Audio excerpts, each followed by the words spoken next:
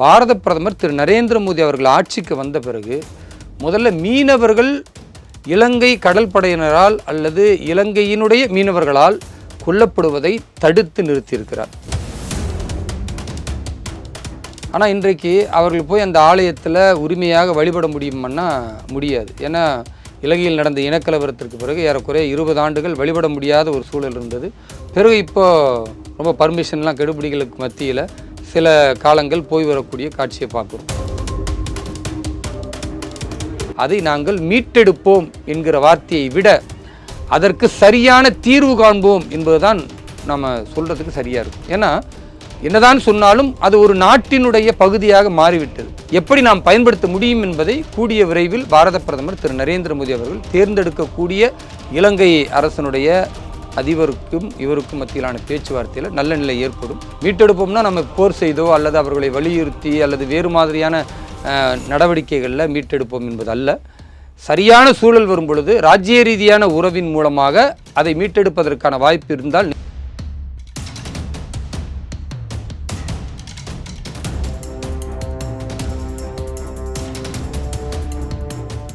Real one நேயர்களுக்கு வணக்கம். இன்றைய நேயர்களுக்காக நம்முடன் நிகழார் பாஜகவின் தேசிய செயலாளர் திரு வேலூர் இப்ராஹிம் அவர்கள்.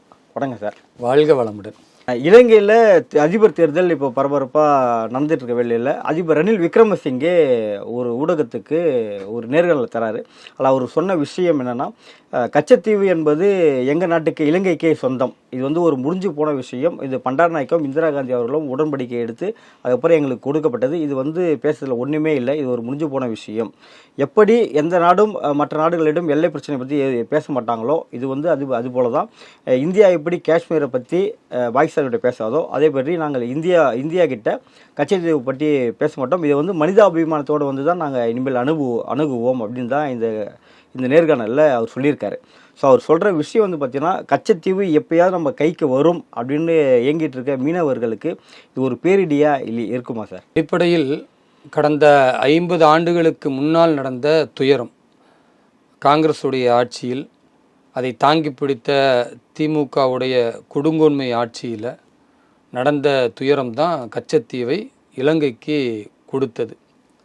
அதுவரை இந்தியாவில் உள்ள மீனவர்கள் நிம்மதியாக அந்த பகுதியில் மீன் பிடிப்பதும் அதே போன்று மீன் விலையை காய வைப்பது, அங்கு வந்து சற்று நேரம் தங்குவது, இந்த மாதிரியான காரியங்கள்லாம் ஈடுபட்டுக்கிட்டு இருந்தாங்க.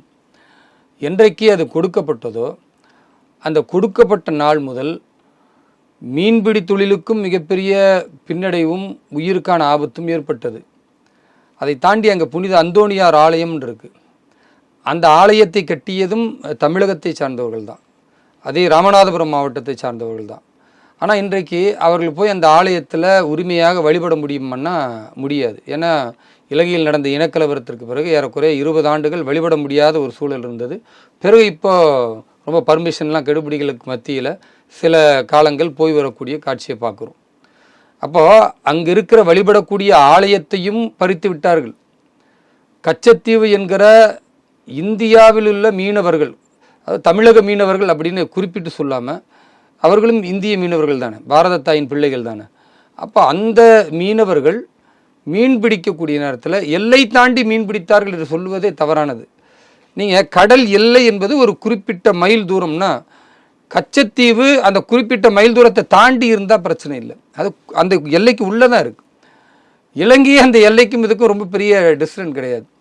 ஸோ இந்த சூழலில் தொடர்ந்து நம்முடைய மீனவர்களை தாக்குவதும் அவருடைய வலையை அறுப்பதும் அவர்களை வந்து கொலை செய்வதும் காங்கிரஸ் ஆட்சியிலேருந்து தொடர்ந்தது. 1975 நீங்கள் ஆரம்பித்து பார்த்தீர்கள் என்றால் ஏறக்குறைய 2014 வரை இந்த கொடுமை நடந்து கொண்டே இருந்தது.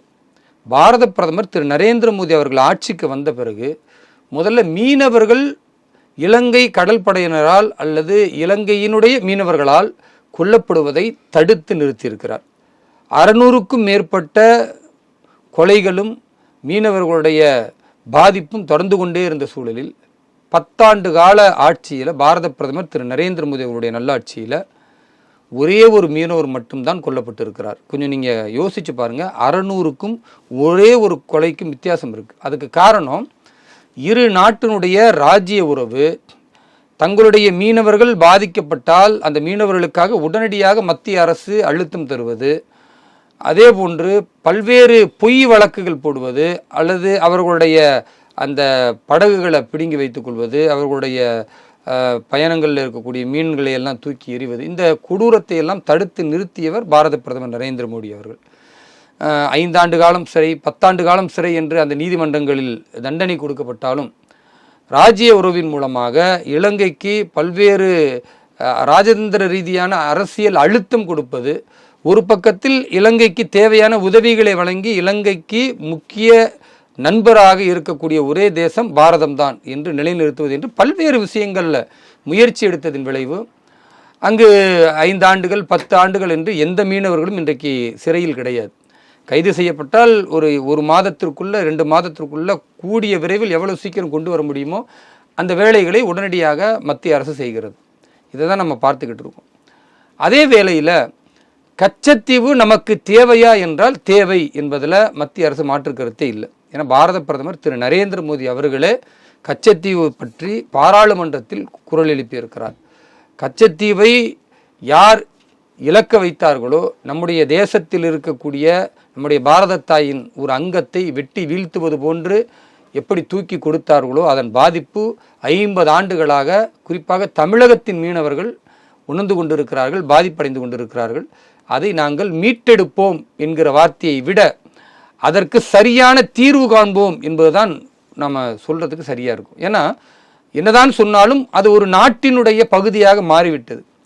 இப்போ நம்ம மீட்டெடுப்போம்னா என்ன, அதுக்குள்ளே போய் நாம் போர் செய்து மீட்டெடுக்கிறது அது சரியான முறையான நிச்சயமாக கிடையாது. ஏன்னா கொடுத்ததே நாம தான். ஒன்று, நீங்கள் அதுக்கு பிஓகே பாகிஸ்தானில் உள்ள ஆக்கிரமிப்பு காஷ்மீர் மாதிரி பேச முடியாது. ஆக்கிரமிப்பு காஷ்மீர் என்பது அவர்கள் ஆக்கிரமித்தார்கள், இது ஆக்கிரமிக்கப்படலை, ரெண்டுமே வெவ்வேறானது. அப்போ ஆக்கிரமிப்பு காஷ்மீரை நாம் மீட்டெடுப்போம் என்று சொல்வது 100% சரி.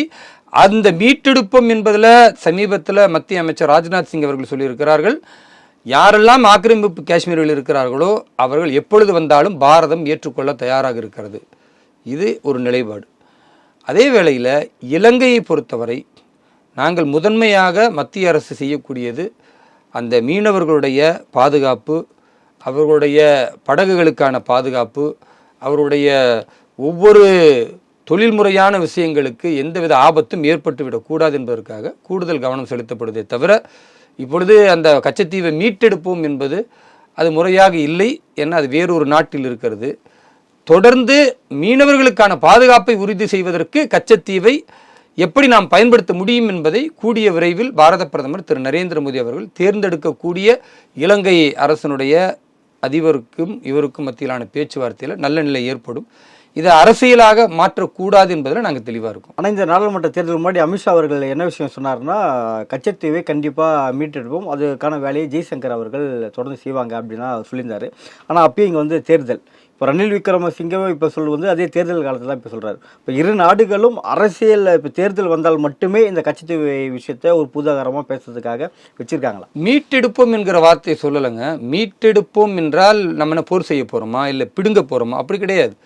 கச்சத்தீவை நாம் நம்முடைய மீனவர்களுக்காக மேற்கொண்டு ஒரு 50 ஆண்டுகளுக்கு ஒரு 100 ஆண்டுகளுக்கு என்கிற விதத்தில் நாம் அதை ஒரு லீஸுக்கு எடுக்கிற மாதிரி எடுக்க முடியும் அந்த நாட்டினிடத்தில் பேசி.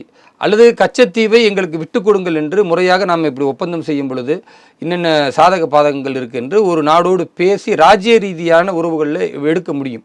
அதற்கான கால சூழல் வரணும். இலங்கை அது போன்ற சூழல்களில் இருக்கக்கூடிய நேரத்தில் நாம் சொன்னால் கேட்குற அந்த நிலை வரும் பொழுது அந்த மாதிரியான நிலைகள் எடுக்க முடியுமே தவிர, மீட்டெடுப்போம்னா நம்ம போர் செய்தோ அல்லது அவர்களை வலியுறுத்தி அல்லது வேறு மாதிரியான நடவடிக்கைகளில் மீட்டெடுப்போம் என்பது அல்ல.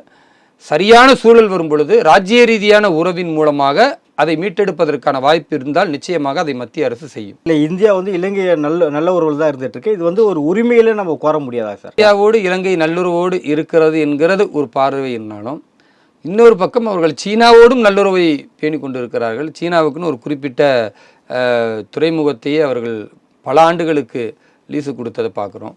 அதே போன்று பாரதம் நாம் எந்த அளவுக்கு உதவி செய்தாலும் அவர்கள் சில நேரங்களில் சீனாவுக்கு ஆதரவான நிலைப்பாட்டை எடுப்பதையும் பார்த்து கொண்டிருக்கிறோம். அதனால் இதில் எடுத்தோம் கவிழ்த்தோம் என்று ஒரு அரசு முடிவெடுக்க முடியாது. அது ராஜ்ய ரீதியான உறவுகளில் தான் கையில் எடுக்க முடியும். நிச்சயமாக அதை மத்திய அரசு செய்யும். நடப்பு அரசியல் குறித்து பல்வேறு கருத்தில் மிக்க நன்றி சார். நன்றி, வாழ்த்துக்கள்.